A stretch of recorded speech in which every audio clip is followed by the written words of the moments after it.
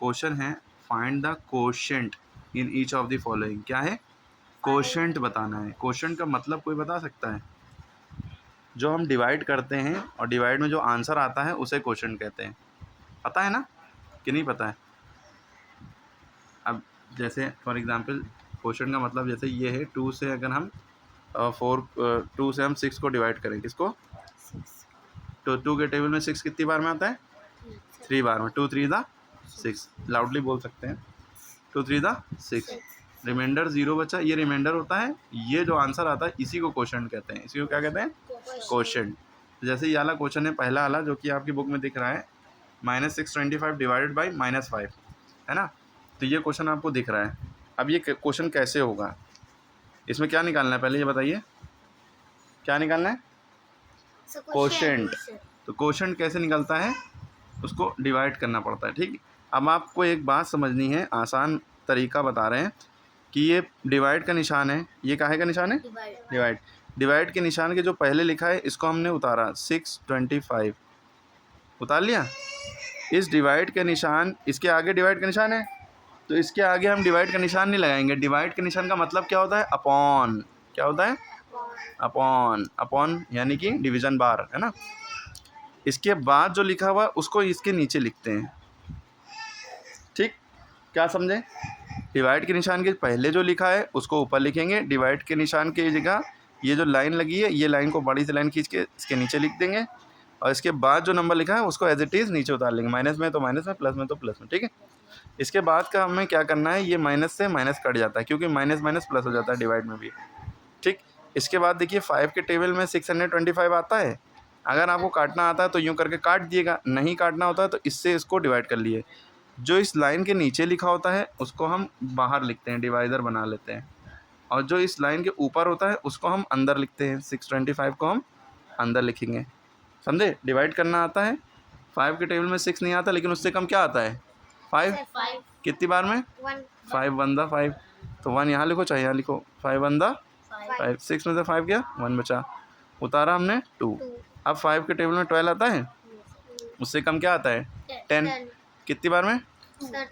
5 2 दा 10, ठीक है। बचा 2, 12 में से 10 गया 2, उतारा 5, यस ओके। यहाँ 0 लिखना कंपलसरी नहीं है। 5 के टेबल में 25 आता है, 5 के टेबल में 25 आता है। 5 5 दा 25, 5 5 दा 25 और यहाँ रिमाइंडर देखिए 0 0 बच गया। ये जो आंसर बचता है इसी को हम कहते हैं क्वोशंट।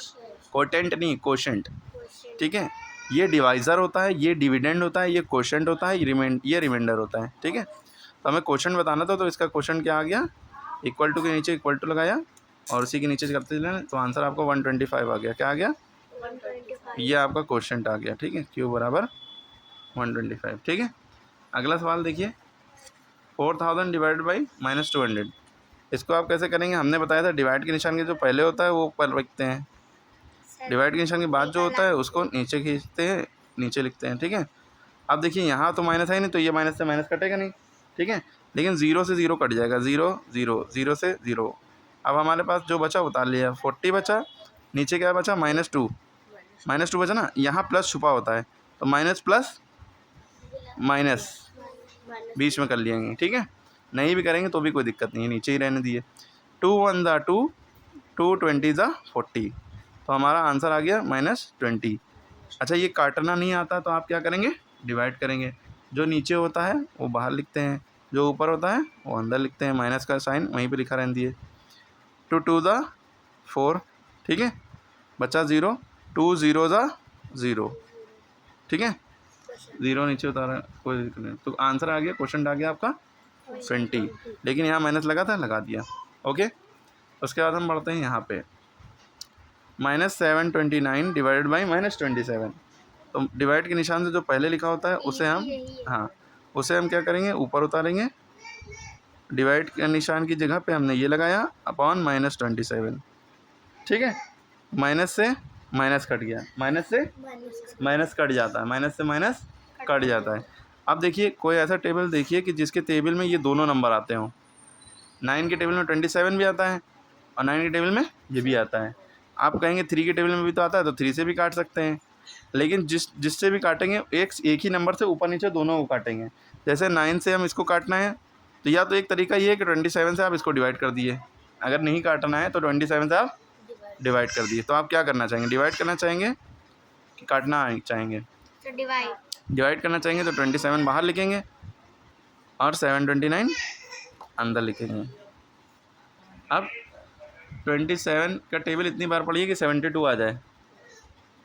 27 2 द 54, 27 3 द 81 हो जाता है ना, ज़्यादा हो जाएगा तो 2 बार में ले जाएंगे। 27 2 द 54, ठीक है। 27 का टेबल अगर नहीं आता तो आप क्या करेंगे, 27 को 2 से मल्टीप्लाई करके 2 7 द 14, 2 2 द 4 5 54 है ना।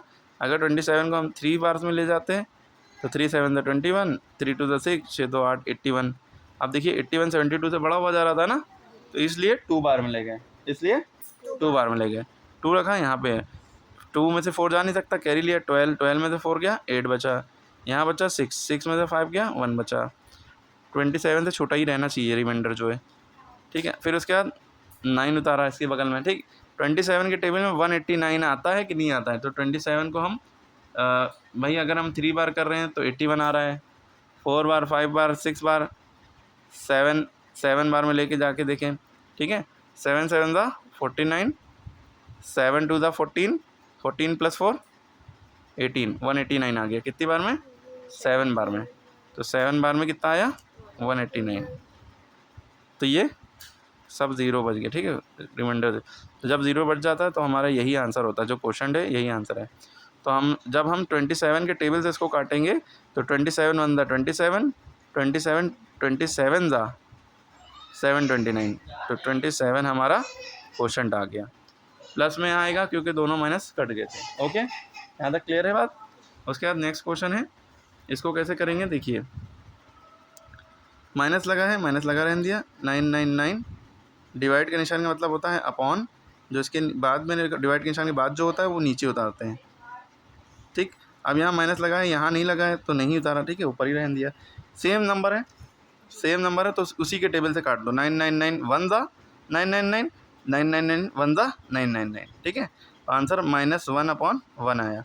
नीचे 1 नहीं लिखते हैं, 1 अगर नीचे बचे तो नहीं लिखते हैं, ऊपर ही वाला बस लिखेंगे, क्योंकि हर नंबर के नीचे 1 छुपा होता है। अगर -1 लिखा है तो इसका मतलब 1 इसके नीचे छुपा है। कोई भी नंबर 27 लिखा है तो इसके नीचे 1 छुपा है, -20 लिखा है तो इसके नीचे 1 छुपा है। रेशनल नंबर होता है नंबर, ठीक है। क्लियर हो गई बात।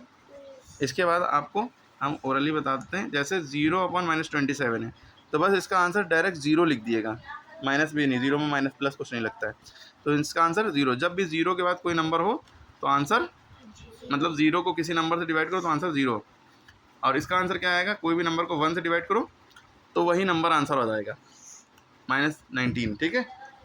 क्लियर हो गई बात। इस डिवाइड के निशान का मतलब होता है अपॉन, -19/1, तो -19 द -19।